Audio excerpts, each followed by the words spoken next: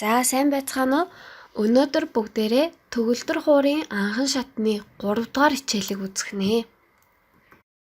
За өнөөдрийн сэдвээр бүгдээрээ фа түлхүүрийн ля, си гэсэн нотнууд мөн бемолийн тухай үзэх нь. Өмнөх хичээлдэр бүгдээрээ бемол гэж юу болохыг хальт дурдаад өнгөрсөн байгаа. Энэ маань альтерацийн тэмдэг. За энэ нот маань фа түлхүүрийн ля нот ах нэ. Ля нотыг фа түлхүүр дээр 5 дугаар шугам дээр бичсэн байна. За харин төгөлдөр хуурын даралтан дээр бага октавыг ля дээр тоглох нь байна. За харин дараагийнх нь си нот, фа түлхүүрийн си. За си нотыг 5 дугаар шугамны дээр залгуулад бичсэн байна тийм ээ. За харин төгөлдөр хуур дээр бага октавын си дээр тоглох нь байна. Бүгдээрээ октавнуудаа цээжилсэн байгаа.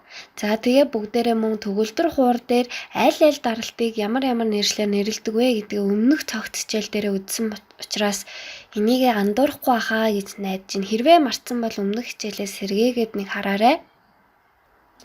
За одоо харин бүгдээрээ бемолийн тухай үзэх нь. За бемол гэж юу вэ? За бемол нь доошлуулах тэмдэг байна. За бемол нь тухайн бичигдсэн нотыг хагас тооноор буюу хагас өнгөөр доошлуулах нь. За мөн хар даралтан дээр очино. Гэхдээ до фа 2 нотноос бусд нь л хар даралтан дээр.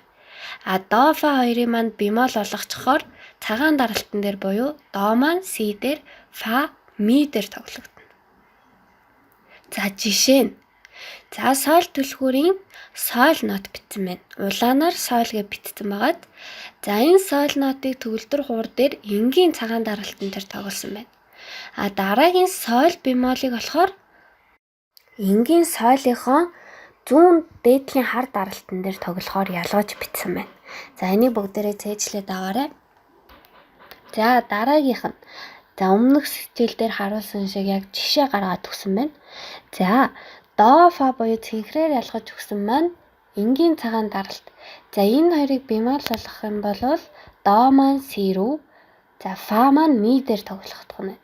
За харин цагаанаар ялгаж өгсөн сумнууд маань бүгдээрээ энгийн даралтан дээр.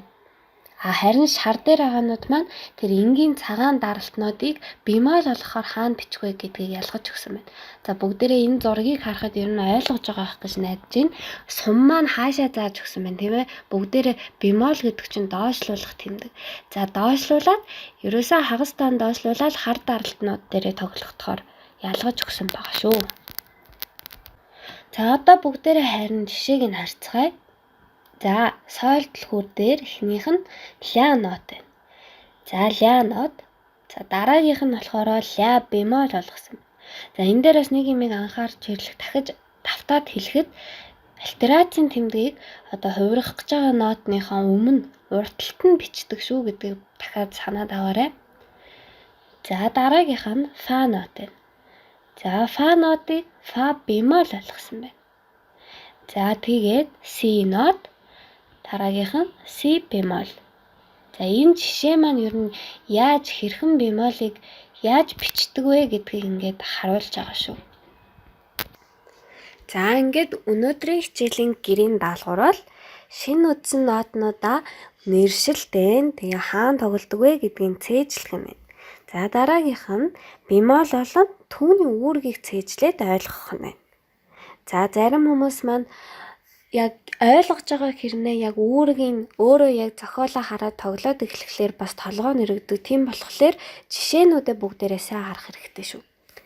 За дараагийнх нь дэвтэр дээрээ соль түлхүүр дээрх бүх нотыг бемолтой нот болгон бичээрэй гэж байна.